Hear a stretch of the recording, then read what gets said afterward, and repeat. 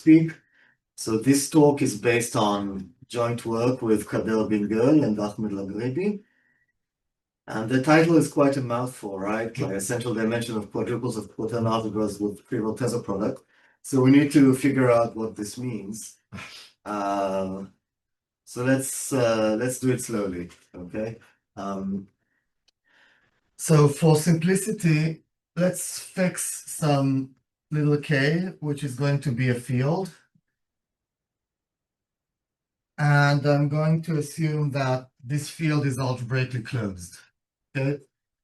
So when this study of essential dimensions started about 20, or actually 30 years ago, they always assumed that little k is algebraically closed. Nowadays, we try to drop this assumption, to lift it. But for this talk, I guess we can just keep it. So little k is a field that is algebraically closed. It can be either characteristic 2 or not 2. I'll mention it when it's necessary. And you consider fields, the category of fields containing little k, and you take some, let's call it T, some covariant functor from fields containing little k to sets. And a good example, the covariant functor.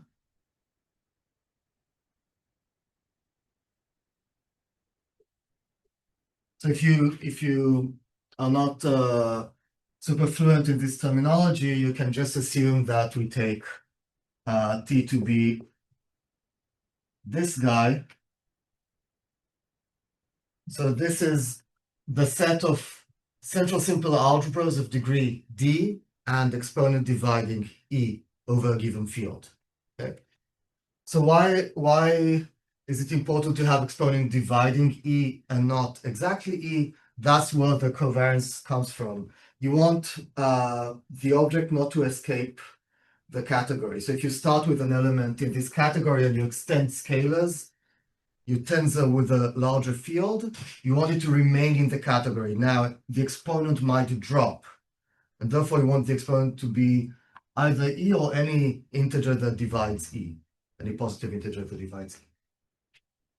Okay, so you have this functor, and what do you want to do with it? So of course, people like me, they care about central simple algebras of a given degree and a given exponent. So the essential dimension is one way of studying these objects. The idea is that if you have an object A over F, so A belongs to T of F, which you can think about this guy. This F is defined over little k. Potentially, it lives over a smaller field. Potentially, A is actually the scalar extension of some B to F, where B lives over some E, which belongs to the same category. So you go over all those different B's, whose restrictions to F recreate A, and the essential dimension of this A is going to be the minimal transcendence degree of this E over little k. So you go over all the different B's in the category, such that the restriction of B to F is exactly A, or isomorphic to A. You look at the different E's over which those B's are defined. So this, in this case, this E is the center of B, but it doesn't have to be exactly the center. It depends on the functor. And you check what is the transcendence degree of this E over little k. The minimal number that you can obtain, that's the essential dimension of A. Which E's are allowed again? Every field that contains little k. So in this case, it has to be a subfield of F. Okay, so you range over all the E's that contain little k and are contained in F, such that B is defined over E, and A is the scalar extension of B2. Why can't they just take e to be k itself and then get 0? Oh, it might not be defined. So let's see an example. Let's see an example. Is it clear that it's fine? Well, it's not always clear that it's finite. In the objects that we study, the kind of functors like that is always finite. Yeah. So you start with something which is already of finite transcendence degree over, well, this f doesn't have to be of finite transcendence degree, but the type of algebras that we are studying, they always descend to a field that is of transcendence degree, a finite transcendence degree over little k. And wouldn't it make more sense to look at the transcendence degree of f over e? No, because you can just extend scalars to whatever you want. Let's see an example and see how it works. Okay, so let's, for example, let's take the functor to be algebras of degree 2 and exponent dividing 2. Okay, and for everybody here, let's suppose now that the characteristic of little k is different from 2, just to make it simple. Okay. So what are these algebras? What are central simple algebras of exponent of 2 and degree 2? Somebody who is not Uzi. Or Louis, or Ilan. Matrices and quaternions? Oh, quaternions, right, quaternions. Quaternions, right? So if you take a Q that belongs to this guy, then Q is some symbol algebra alpha beta, which means that it's generated over f by some I and j, such that I squared is alpha, j squared is beta, and ji is negative I j. So every such Q descends to alpha beta over E. Well, this E is k to which you adjoin alpha and beta.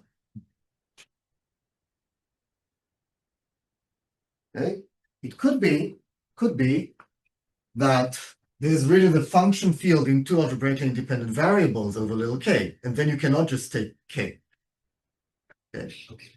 But for example, I mean, I see. But in general, it's not obvious that I can't find another representation where alpha and beta might be in the smallest. Right. It could be that your object is already over the field of minimal transcendence degree over f. For instance, if you take f to be the function field in two linearly algebraically independent variables alpha and beta over the complex numbers, and you take this quaternion algebra over that field, then you cannot descend to a smaller field.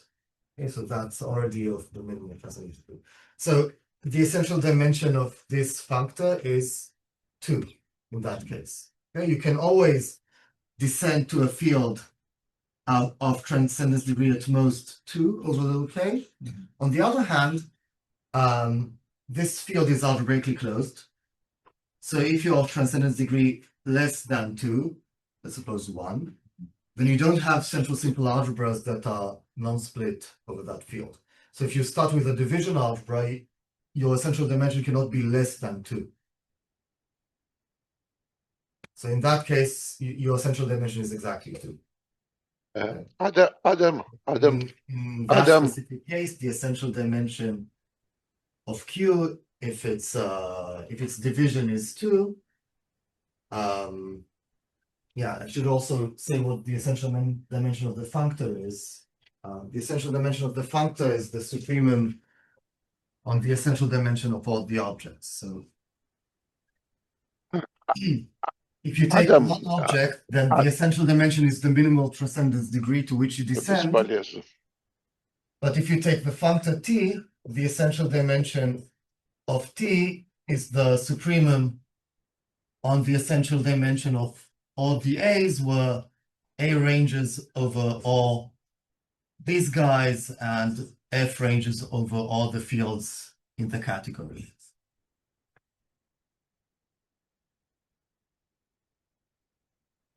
Okay, so the moment you have one, you know that every quaternion algebra descends to a field of transcendence degree at most 2.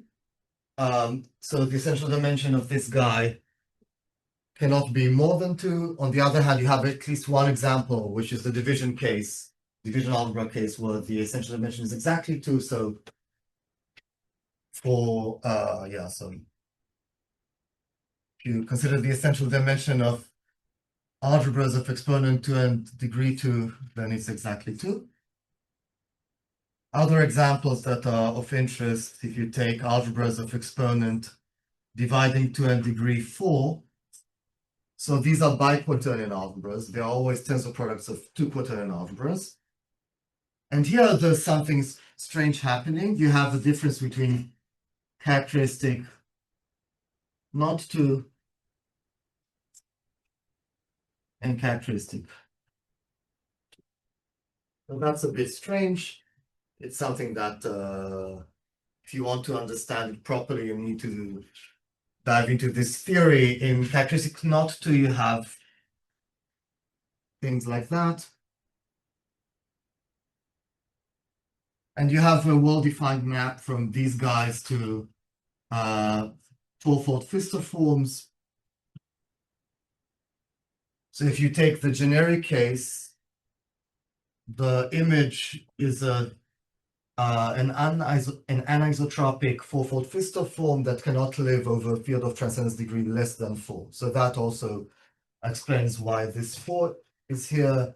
In characteristic 2, it's a bit different because you can always change alpha and beta by adding x squared plus x to alpha without changing beta.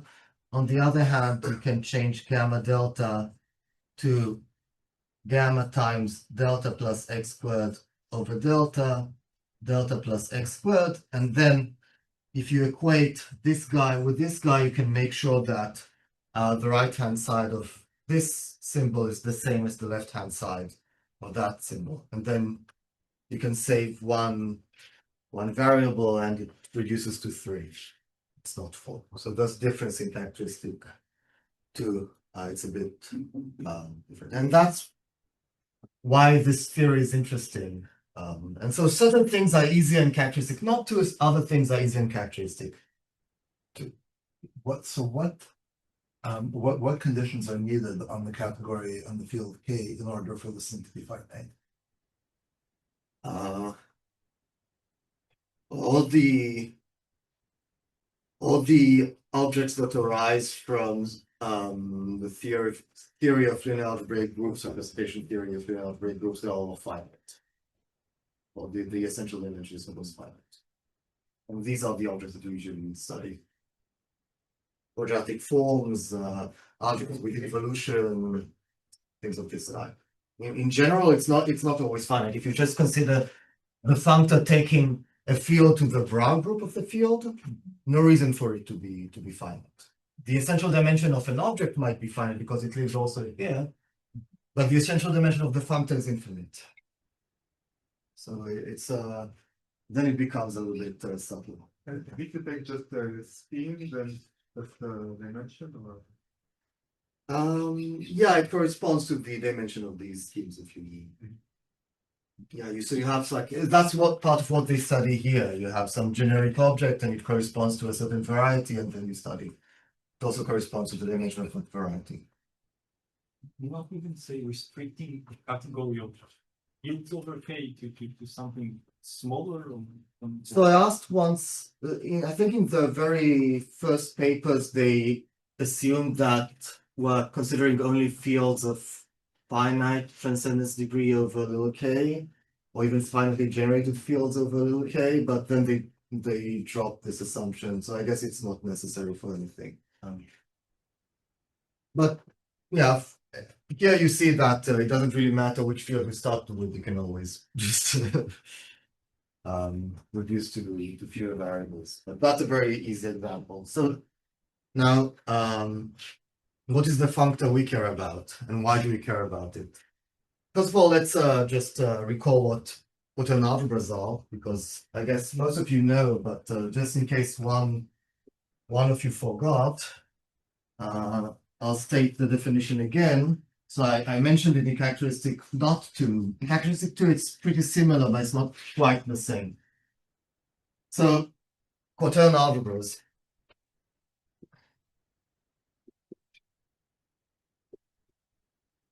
So a quaternion algebra is either this guy that I mentioned earlier. So you start with F and you adjoin I and J such that I squared is alpha, J squared is beta, and Ji is minus Ij. So that's when the characteristic is not 2. If you're in characteristic 2, then it's somewhat similar. You have again alpha and beta. Here you have again two generators, I and J.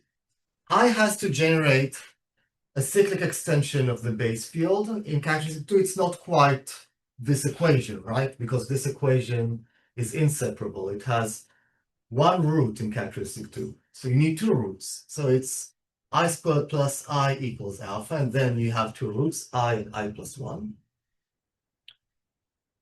And J squared is beta. The reason why this is square central is because conjugation by this J induces the non-trivial automorphism on I. Okay, so if you take J inverse, it has to be I plus 1. Okay, let's make it like an Israeli. So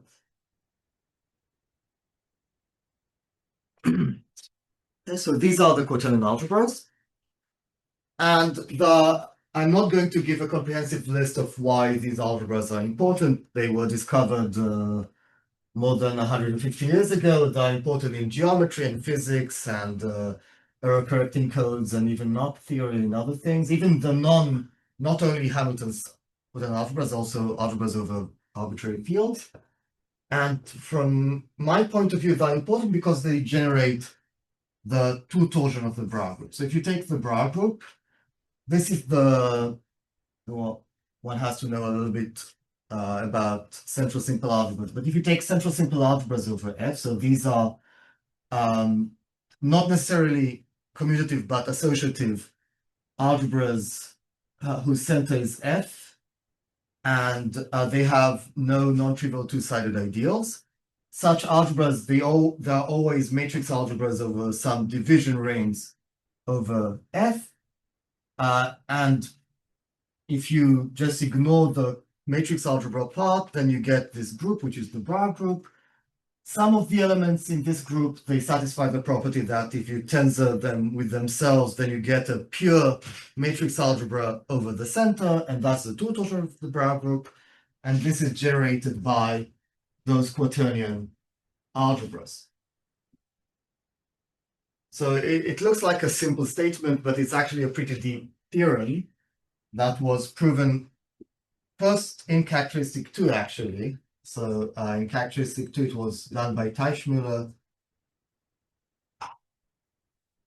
I think in 1936 or something like that. I'm not quite sure, but a long time ago. And so that's characteristic 2. And by Merkuriev in 1981 in characteristic not 2. So the moment you have this theorem, you have another motivation for studying quaternion algebras and the tensor products, because every class in the two torsion of the Bra group is represented by a certain tensor product of quaternion algebras. Okay. So one thing you would want to know, the moment you have a bunch of generators, is when is a certain word in the group trivial, right? So that's exactly where the title comes in. We want to know why and when a certain tensor product of quaternion algebras is trivial.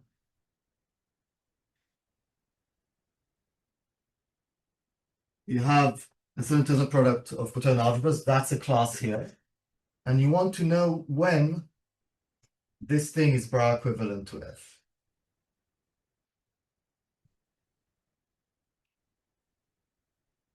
So apart from the some abstract games or questions about the Cayley graph of this group and so on, it has another application. There has been some work on Sorry, what does Bra equivalent means? That F is a splitting field or what? You mean by here? Yeah. So that means that this guy is a matrix algebra of some degree over K. Okay, so F splits it. Yeah. No, they're all over F to begin with. Ah, It's not a splitting field. Okay, but if you take, for instance, Hamilton's quaternion algebra over R and you tensor it with itself, then that's 4x4 okay, matrix. so basically your question is when is this word the trivial algebra? Exactly. Yeah. Okay. Yeah. When is you have exactly all of these algebras are over F to begin with. And you take so these are the letters, let's say, you take a word in the group and you ask when is this word a trivial element? So this is an interesting question in its own right, but it has another application. Apparently, if you study these things, you can also provide upper bounds for the symbol length in here. So, for instance, Ilan and I have a paper on that, and there are some other papers by Bake and others saying that if you understand why a tensor product of 3 or 4 or 5 quaternion algebras is trivial, then you can also provide upper bounds for the symbol length of the two torsions of the Bar group. So you have additional motivation for studying this question beyond this question by itself. But it's already interesting to know why a certain tensor product is trivial.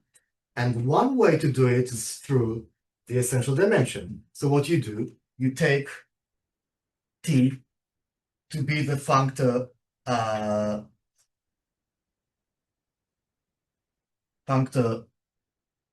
mapping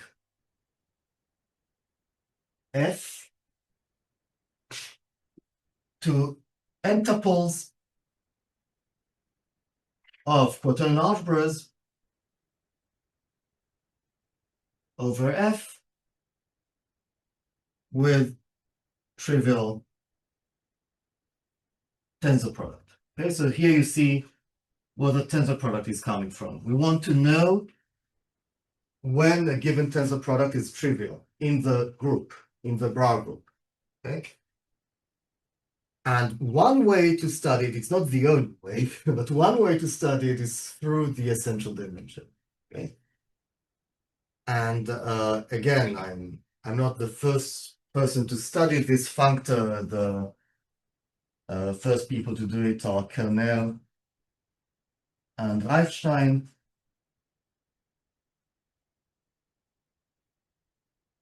In 2015, so it's been a while. They studied it only in the case of characteristic 0, actually. But it's a good start. So what do we know about this functor?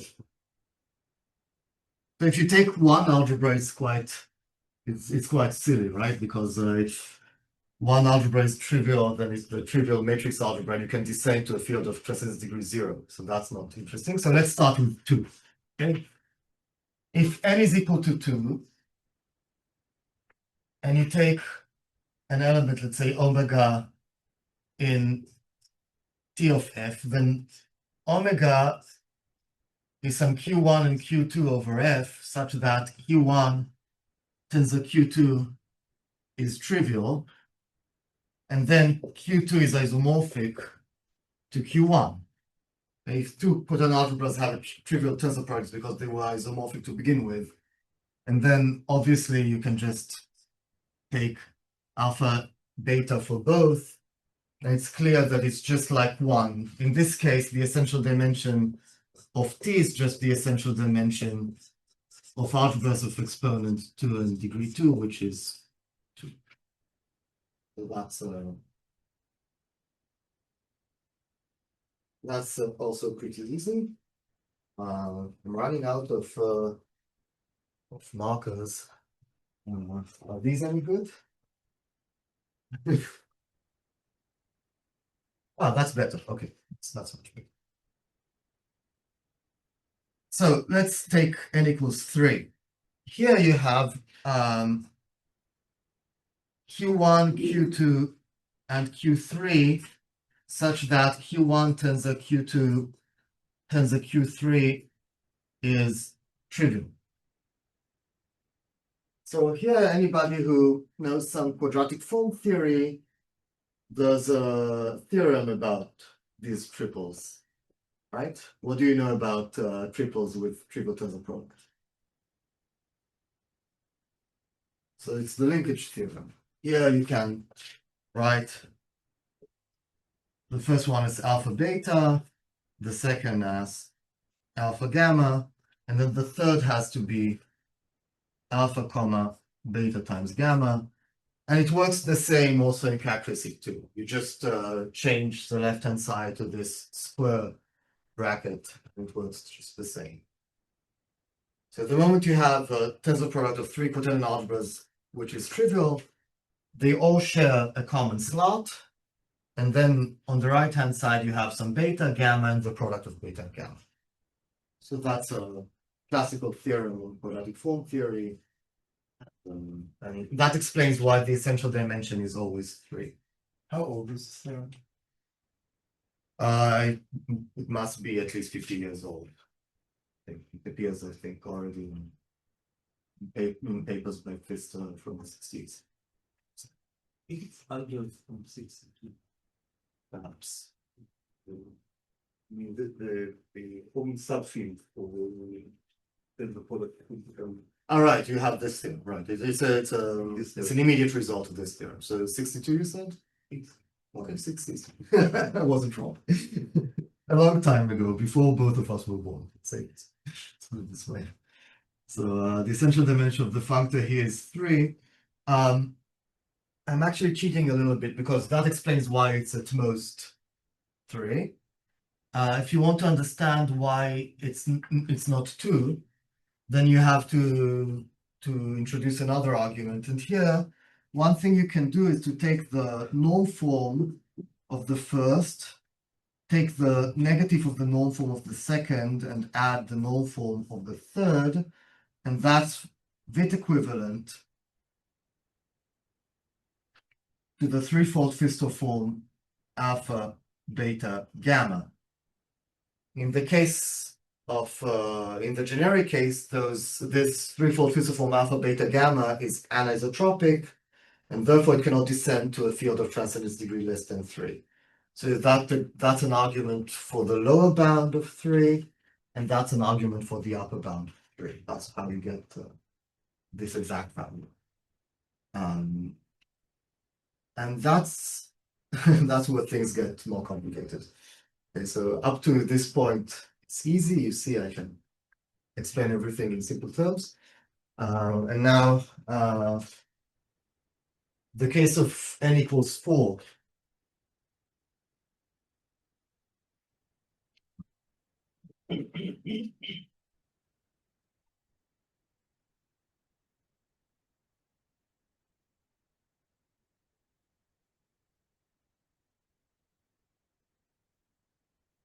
So the case of n equals 4, what is the essential dimension of this functor? So here we have quadruples of quaternion algebras with trivial tensor product. So Okay. until now, the dimension is just n, right? Yeah. Until now, the dimension is just n. And the theorem that we came up with, Chapman, Bingo, and Lagribi last year. Oh, it's already last year because we're in 2026. Yeah. Is that the essential dimension of this functor is either 4 or 5. So here it could be n. It could be also n plus 1. So I'm not sure. I'm not sure. In characteristic 2.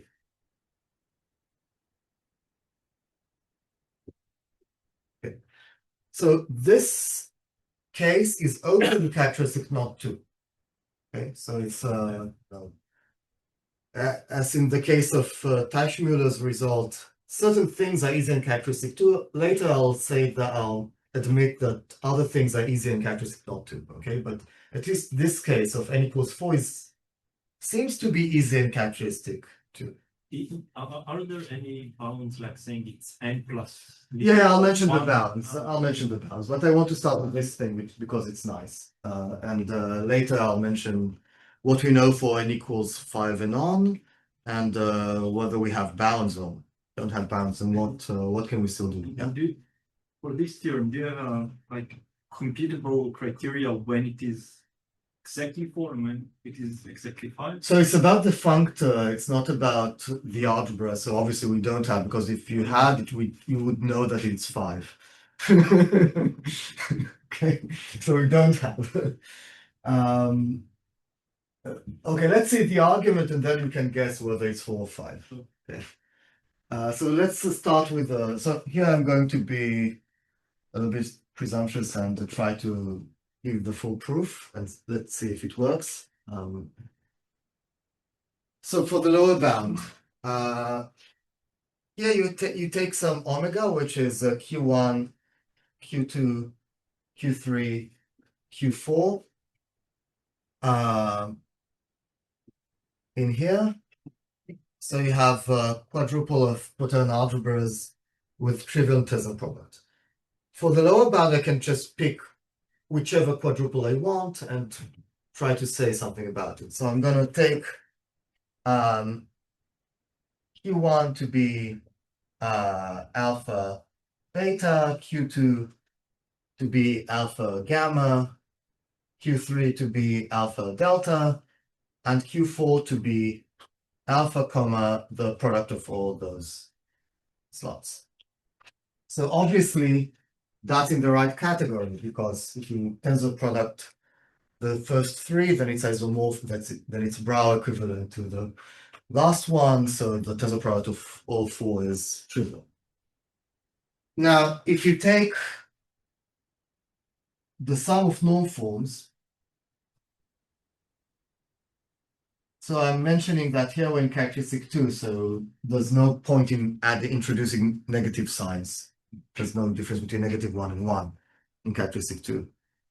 So just take the sum of norm forms and you add this guy.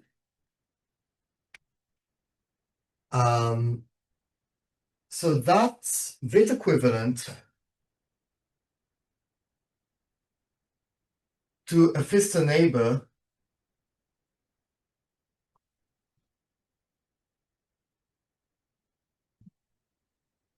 so I'm not going to delve into the computations now, but if you make the computation here, you get from those some 9-dimensional form. And the anisotropic part of this guy is going to be a 9-dimensional form, or at most 9-dimensional. But if you take this 9-dimensional expression that you get, then it's a Pfister neighbor of the 16-dimensional form, delta, gamma, beta, alpha. So here, there's this concept of n-fold Pfister forms in characteristic 2. They are defined in a somewhat different way from what you are used to. So you take the bilinear form with delta, gamma, and beta. So that's bilinear. And you tensor it with 1 alpha, where 1 alpha is x squared plus xy plus alpha times y squared. Okay, so that's the 16-dimensional form, and that's going to be a 9-dimensional subform of this guy. So it's a Pfister neighbor.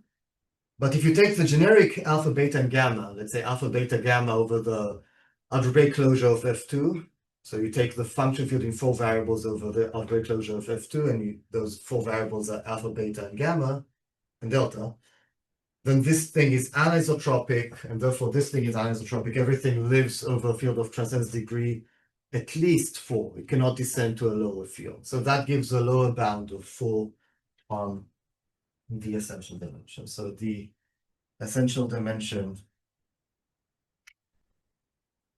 is at least. So it could be 4. That could be the correct answer. But I don't know how to bound it by 4 from above. So let's see how we do it for 5, and that's going to be slightly more complicated. But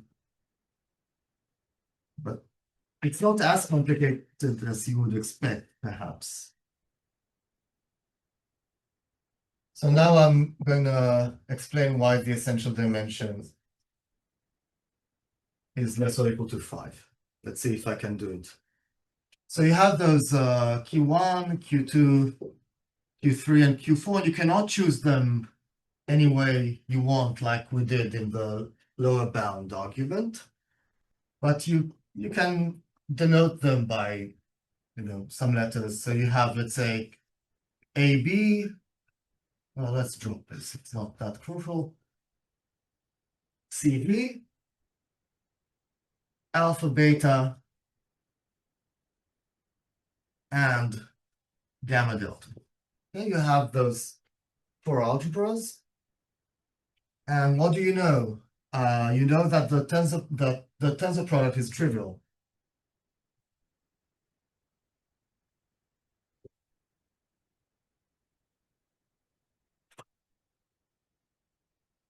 So what is the trick? It's pretty similar to what we did here, in fact. So let's take the sum of the norm forms. What is the norm form of a Quaternion algebra? In principle, if you take NQ1, then it's 1A plus B times 1A, which is exactly what I described earlier as the two-fold Pfister form BA. Yep. So if you take the sum of the norm forms,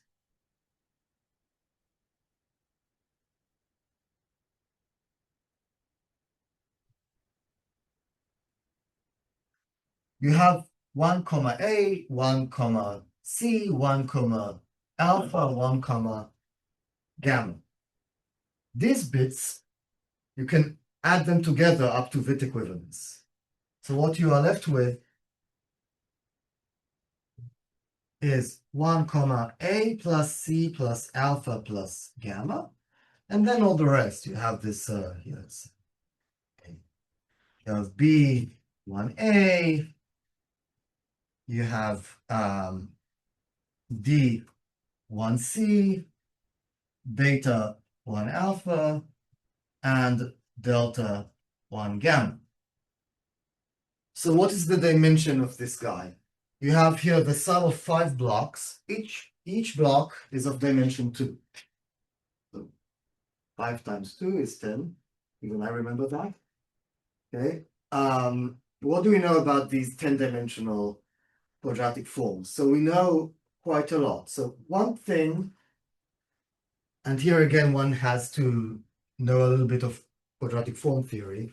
One thing is that this is an immediate result of the fact that it's the sum of norm forms. So this guy is of trivial discriminant. Okay. Every norm form is of trivial discriminant. When you add them together, the discriminant remains trivial.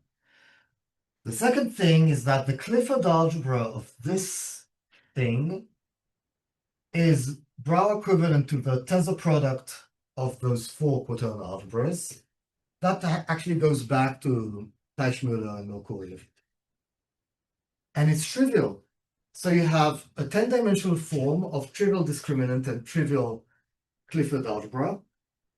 And there's a result of Pfister's, again, from the 60s for characteristic not 2, which was completed in characteristic 2 in the early 2000s by de Metz, that this guy must be isotropic.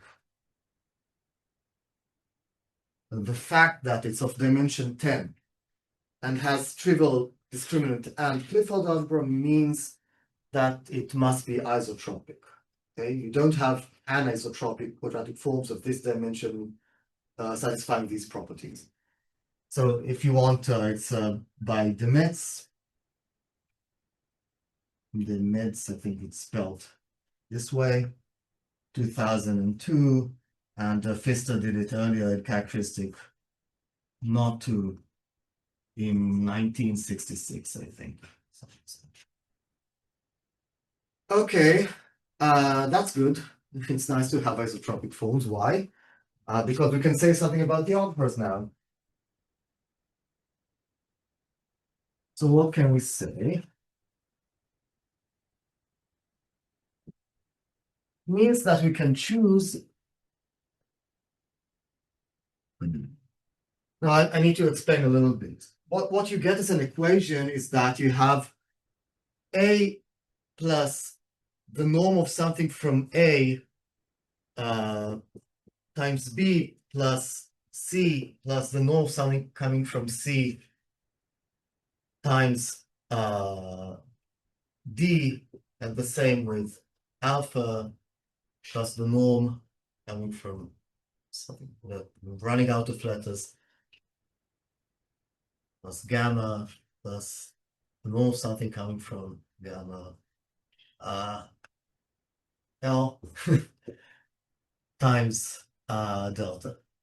That's going to be 0 mod what we call the Artin-Schreier group of F. So this thing is some lambda squared plus lambda, which is something that you can drop the moment you're on the left-hand slot of the algebra. But now you can always multiply beta by any norm coming from the left slot. These all these are rectangular. You can always multiply B by any norm coming from A, but then you can also add it to A. So you could just assume that you started with the correct A, C, alpha, and gamma. So you could choose different representations, different symbol presentations of these algebras, such that just A plus C plus alpha plus gamma is 0, essentially. Okay. So that's one thing which is good. But then what do? So you have those Q1 tensor, Q2 tensor, Q3 tensor, Q4. One thing you could do is to do the following trick. The moment you have A, B tensor, CD, you can always add A to C at the price of multiplying B by D. Okay, so that's an identity that you can always impose on tensor product of two quaternion algebras. But doing that, you do it with Q1 and Q4, and then Q2 and Q4, Q3 and Q4. What you're left with is A, comma, B delta, tensor C, comma, D delta, tensor alpha, comma, beta delta. And the last one is going to start with A plus C plus alpha plus gamma, which is trivial. So you don't have a last one. That's why I wrote here Bra equivalence and not isomorphism. But it's still trivial. It's still trivial, right? Still trivial. So you can still say something about those three, but then that's again this linkage theorem that I mentioned earlier. The moment you have those three, they represent a common left slot, which means that you have A plus some norm coming from A of some F times B delta. That's going to be the same as C plus the norm coming from C of something times D delta. That's going to be the same as alpha plus the norm of something coming from alpha times beta delta. Again, mod the same thing. But here again, you could choose the right B. You could choose the right B. Because you could always multiply B by a norm coming from A. So you cannot drop the B like I did before, but you can at least drop this guy. So you can just drop this guy, this guy, this guy. Okay.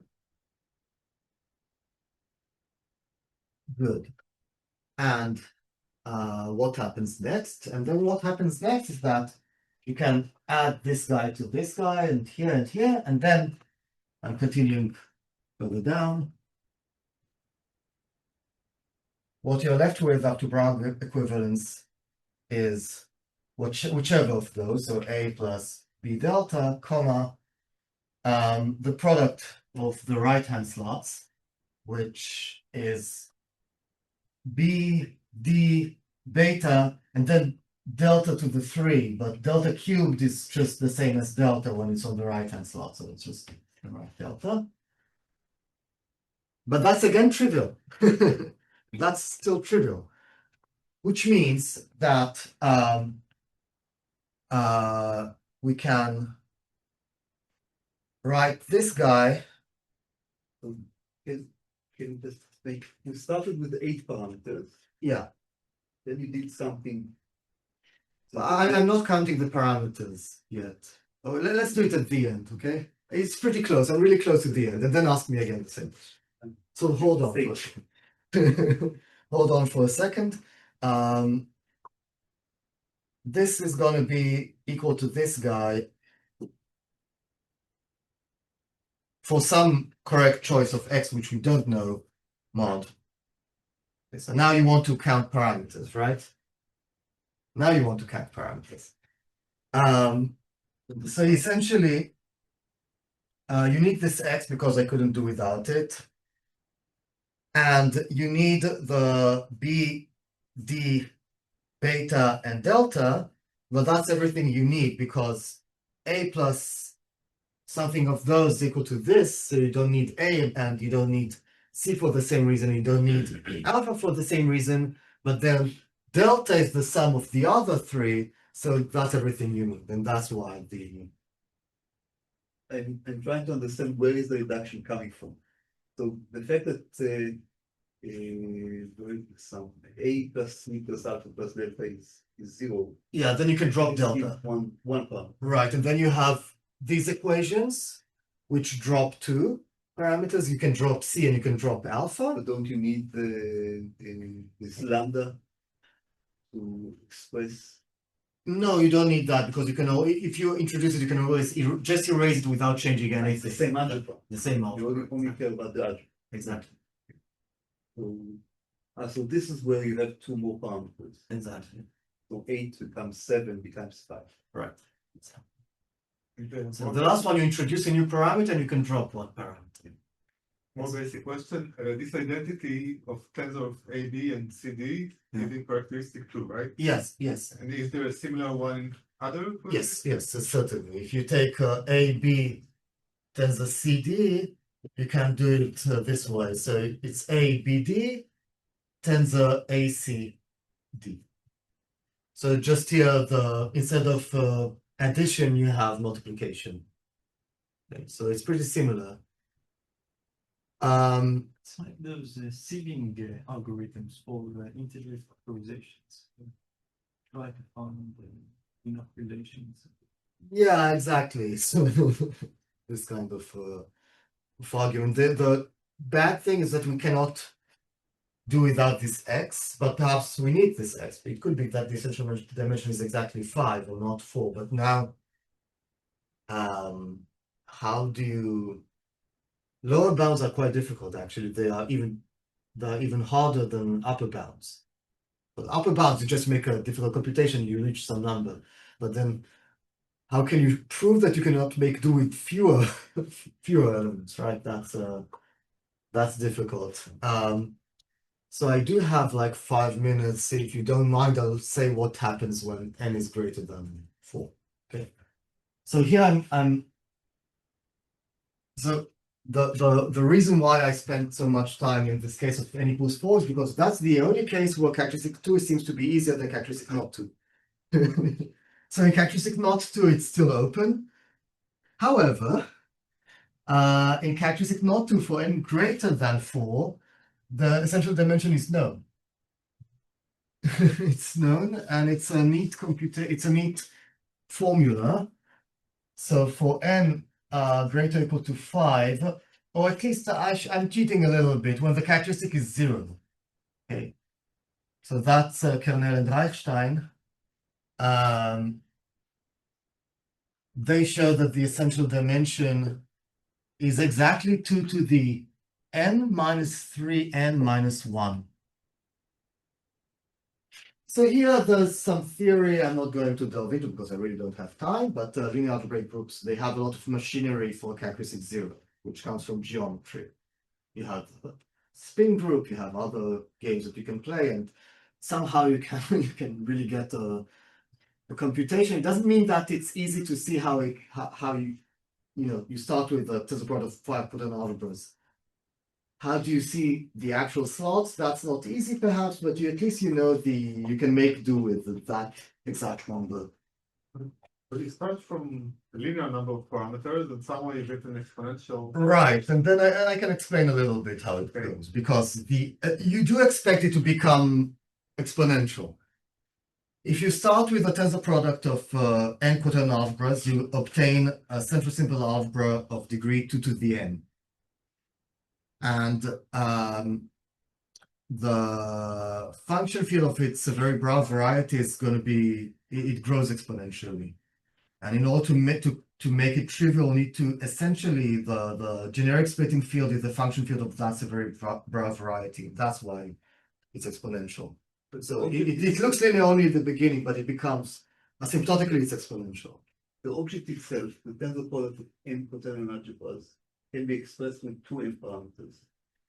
So, Yeah. So what you're saying is that the isomorphism from this object to matrix algebra, which usually we don't care about precisely what is the isomorphism, but here you say that the number of parameters you need to express the isomorphism is exponential. Right, because it happens a lot. Like if you take algebras of degree 4 without mentioning exponent, and you take algebras of exponent of 4 and exponent 2, the essential 2-dimension of this guy is smaller than this guy.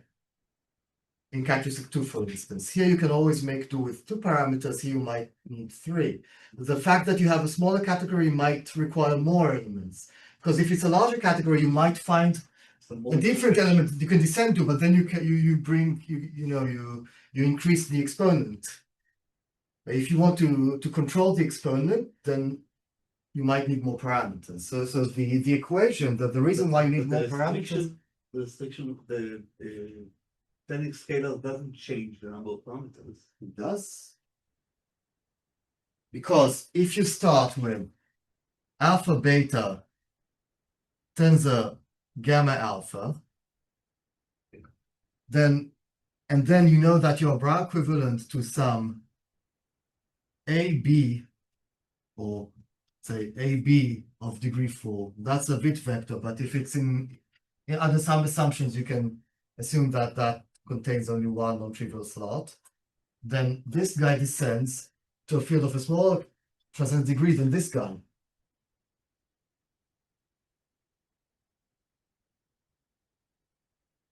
In the right category.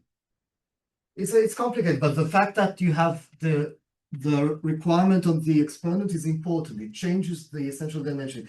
That doesn't give an upper bound for the essential dimension of this guy. It's a pretty subtle question. There are less objects, but they're more complicated. Yeah. To pinpoint the exact object, like it's a subgraph, but it's also a subgraph in the sense of fewer edges. So if you are looking for equivalence classes, you might have more equivalence classes here than here in general. So in characteristic 0, we have an exact value. In characteristic 2, what we can say, and that's us, we can provide bounds. So it's between 2 to the n minus 2n squared minus n minus 1, I think. And it's at most 2 to the n plus n. So it's still exponential. Asymptotically, it's the same result. But if you want the exact value for 5, then it's an open question, so good luck. And I think I have to finish now. So thank you, guys.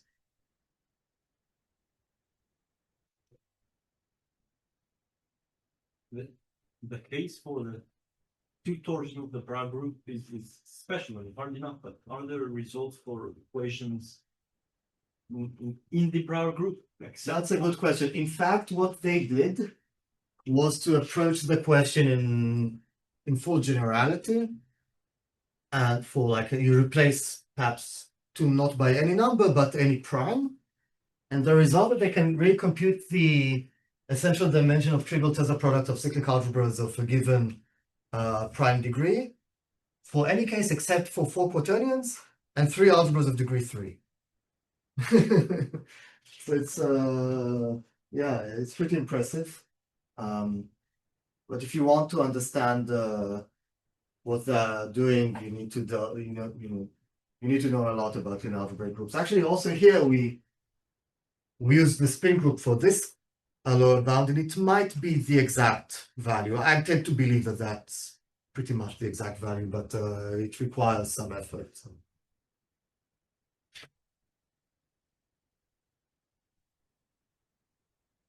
Well, you were going to say something about n equals 4 in the abstract. I was. That's n equals 4. Ah, really? N is the number of algebras, it's not the Okay. exponent. I'm not trying to, yeah. Degree 4 and characteristic 2, you don't want me to explain you how it looks like. With vectors, it's horrible. You know, you do representation theory. But the moment you have to explain to people how computations in Witt vectors look like, you need another lecture, I guess. Okay, and then what about degree 3? Is anything now? In characteristic 3, no, it's a good project. I mean, for somehow, what's special about Quaternion algebras? that you have a lot of quadratic form theory that you can apply, and quadratic form theory is quite well developed in characteristic like forms of degree 3. What do you know about them apart from elliptic curves? These basic formulas in the second row, they have analogs for the higher degrees. So you can compute the same way you can compute the Quaternions, but of course, all the problems are more complicated. Yeah, it's still a good project to see what happens for 3 cyclic algebras of degree 3 with a trivial tensor product. Let's compute the essential dimension of this guy. They avoided that in characteristic 0, so it might be interesting in either characteristic to study it. Yeah, that's a good project, but any such project requires a lot of, like we are trying now, since they didn't provide a result for n equals 4 in characteristic 0, Ilan, Eitan, and I, and Uzi were trying to say something, but the computations are more complicated than in characteristic 2, apparently. So, for instance, the fact that you can just take the sum of norm forms and get something which is of dimension 10, that's something that doesn't work in characteristic 0. Characteristic 0, you get something of dimension 12, and we have some examples where it's actually anisotropic. So it's really more complicated in characteristic 0. Occasionally that's the case, not always. Yeah. What's known about, if you have 2 algebras that's degree 4, an exponent 2, about common slot? That's a good question. I think it's related to what you're doing. Yeah, I think there's some work on that. They have Sivatsky has a word for this. I don't remember. Sivatsky has a word for this kind of question. He has a recent paper on these algebras where you have tensor product of 2 algebras of degree 4 and somehow the exponent is 2. And even if it's a quaternion algebra, we don't know a lot about these things. There are some questions. It's a good question. I need to read Sivatsky's new paper and see what we can do about it. Are there any further questions? Let's thank Adam. So next week we have 2 talks, even though we generally have